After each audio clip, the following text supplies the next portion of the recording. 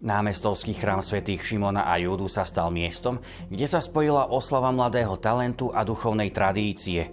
Po skončení svätej omše tu koncertovali absolventi organového odboru základnej umeleckej školy Ignáca Kolčáka v Námestove. 6 absolventov predstavilo publiku repertoár, ktorý bol prierezom dejín sakrálnej a organovej tvorby.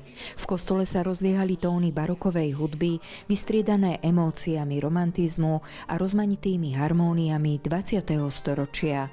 Tento koncert bol pre mňa veľmi super, pretože vlastne som skončil už 11. rok a s týmito organistami, s ktorými som dneska tu vystupoval, tak som vlastne študoval niekoľko rokov, takže pre mňa je to veľmi silné, že dneska môžem s nimi ukončiť akože túto cestu. Ja som sa ku orgánu dostal cez môjho strýka, ktorý je vlastne tiež organista. Mňa tak rodičia viedli ku tomu a vždycky, keď som šla do kostola, tak ten orgán bol taký, že sa mi to páčilo.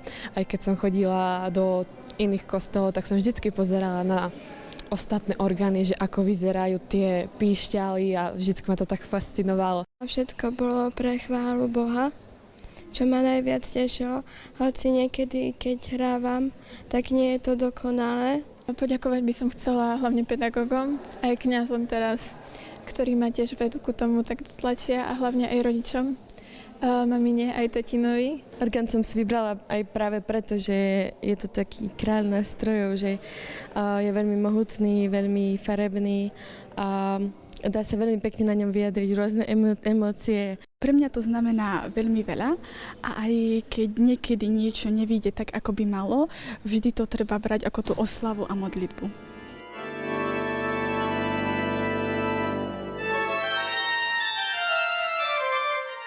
Hudobné podujatie nebolo len slávnostnou bodkou za štúdiom na umeleckej škole, ale predovšetkým novým začiatkom služby pre farnosti na Orave, v ktorej chcú mladí organisti aj vďaka pedagógom pokračovať. Mladým organistom prajem radosť z toho, čo robia, takú aj vytrvalosť, aby vedeli prijať či už aj tú pochvalu, aj kritiku, pretože stretávajú sa so spoločenstvom ľudí. Pre nich je veľmi dôležité povzbudenie aj zo strany kňaza, zo strany veriacich. V Námestovskom kostole bude v polovici júna aj celoslovenská súťaž mladých organistov. Pre televíziu Lux Monika Načinová.